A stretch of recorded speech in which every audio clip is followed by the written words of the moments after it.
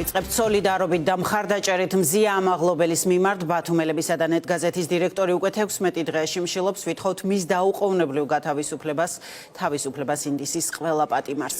და დღის მთავარი თემები უვიზო რეჟიმის შეჩერება საქართველოში დიპლომატიური და სამსახურებრივი პასპორტების მფლობელებისთვის. ამაზე დღეს ევროკავშირის საგარეო საქმეთა მინისტრები მსჯელობენ. მინისტრები ბრიუსელში საგარეო საქმეთა საბჭოს ხდომაზე ამ წუთებში იკრიბებიან უკვე გაკეთდა კრიტიკული განცხადებები ქართული ოცნების მიმართ. ეს ხელისუფლება, რომელიც ახლა საქართველოს მართავს, ატყუებს საკუთარ ხალხს, ასეთი იყო ესტონეთის საგარეო საქმეთა მინისტრის განცხადება. დიპლომატიური და სამსახურებრივი პასპორტებისთვის უვიზო რეჟიმის შეჩერებას წინა კვირაში უკვე დაეთანხმდნენ ევროკავშირში წევრი სახელმწიფოების ელჩები. რა გეგმებია დღეს და კიდევ რა განცხადებები გაკეთდა საქართველოს შესახებ, თამარ ნუცუბიძე მოგვიყვება ბრიუსელიდან.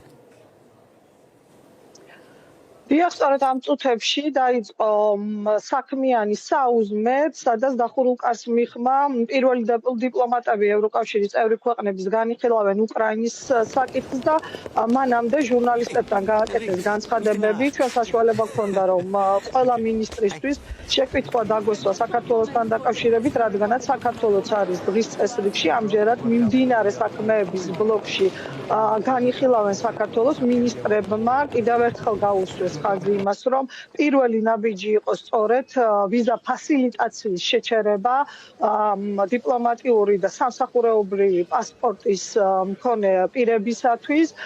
ჯერჯერობით კონკრეტულად თარიღი, როდის შევა ძალაში ეს გადაწყვეტილება მინისტრებს არ უთქვამთ და არის მოლოდინი იმისა, რომ შეხვედრის დასრულების შემდეგ, როდესაც ტრადიციულად ევროკომისარი უსაფრთხოებისა და საგარეო საკითხებში კაია კალასი გამართავს ბრიფინგს, დეტალებზე ისაუბრებს, ასევე ეს გადაწყვეტილება ოფიციალურად უნდა იქნეს გამოქვეყნებული და მას უნდა დაერთოს ერთგვარი ახსნა განმარტებითი ბარათი, თუ რას მოიცავს და რა მექანიზმები იქნება ამოქმედებული სწორედ ამ ასეთი სახის პასპორტების მქონე პირებისათვის.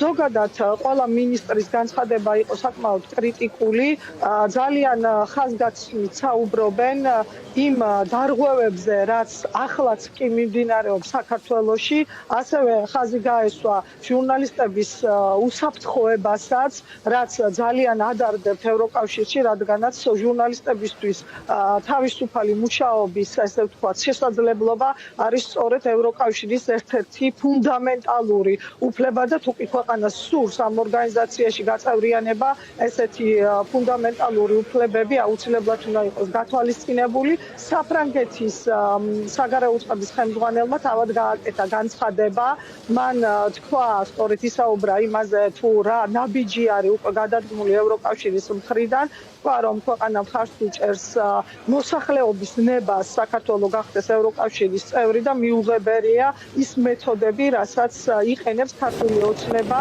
აქციის მონაწილეების მიმართ. ასევე საინტერესო იყო ტრადიციულად ლიეტუა საგარეო უწყების ხელმძღვანელის განცხადება, ის აი ამ ღრმა, როგორც მან თქვა, პოლიტიკური კრიზისიდან გამოსავალს ხედავს ახალ არჩევნებში. მინისტრებმა თქვეს, რომ აი ეს პირველი ნაბიჯი იყო უვიზო რეჟიმის ფასილიტაციის შეჩერება დიპლომატიური და სამსახურეობრივი პასპორტებისთვის და რომ საქართველოს დაკავშირებით გაგრძელდება აუცილებლად მუშაობა და საინტერესო იქნება სწორედ კონკრეტულად რაზე ისაუბრებენ დახურულ კარს მიღმა პირველი დიპლომატები. We can briefly discuss Georgia today. რა თქმა უნდა განვიხილავთ საქართველოს საკითხს.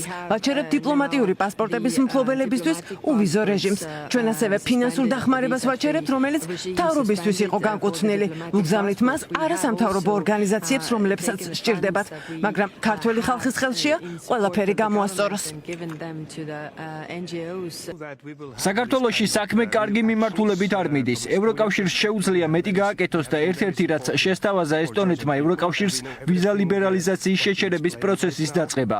ჩვენ უნდა გავაგზავნოთ პირდაპირ და ღია გზავნილი, რომ ეს ხელისუფლება, რომელიც ახლა საქართველოს მართავს, ატყუებს საკუთარ ხალხს. მათ უნდა შეცვალონ კურსი. გვექნება რეალური ქმედებები. ესტონეთი მხარს უჭერს ქართულ ხალხს. ძალიან კარგად ვიცით, რაც ახლა იქ ხდება. ჩვენ ვერ დაუჯერებთ, რასაც ხელისუფლება ამბობს, მაგრამ ვართ მოწმე, სინამდვილეში ეს ხდება. იმედი მაქვს, რომ გამოვძებნით გზას. მეტი გადაწყვეტილებები მივიღოთ საქართველოს შესახებ. ევროკავშირმა გადადგა კონკრეტული ნაბიჯები, რაც არსებითად ცვლის სავიზო რეჟიმს მთავრობის მაღალჩინოსნების, საჯარო მოხელეების მიმართ.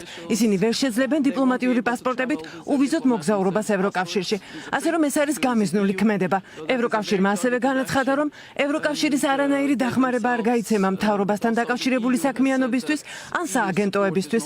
სამწუხაროდ ისინი პატივს არ სცემენ ქართველი ხალხის ნებას ევროპული მომავლის კუთხით, დემონსტრაციების კუთხით.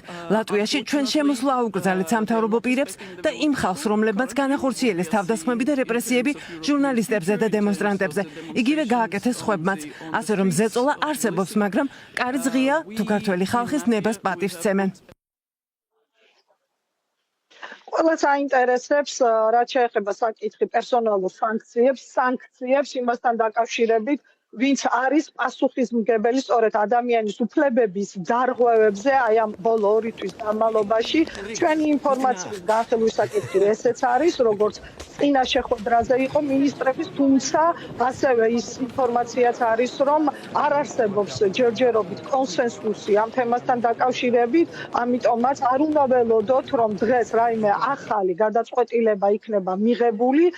დღეს როგორც კიდევ ერთხელ ვამბობ, რომ იქნება განცხადება გაკეთებული უვიზო რეჟიმის ფასილიტაციის შეჩერებაზე დიპლომატიურ და სამსახურეობრივ პასპორტებთან დაკავშირებით და ასევე როგორც მაყურებელმა მოისმინა, დიდი აქცენტი კეთდება იმაზეც, რომ ფინანსური დახმარება, რაც არსებობდა ხელისუფლებისთვის, ეს ფინანსური დახმარება იქნება გადამისამართებული სამოქალაქო სექტორისთვის და მედიისთვის, იმისთვის, რომ შესაძლებელი იყოს კვლავ საქართველოს მოსახლეობამ გააგრძელოს ბრძოლა მთავარი მიზნისთვის, რათა საქართველო გახდეს ევროკავშირის წევრი ქვეყანა.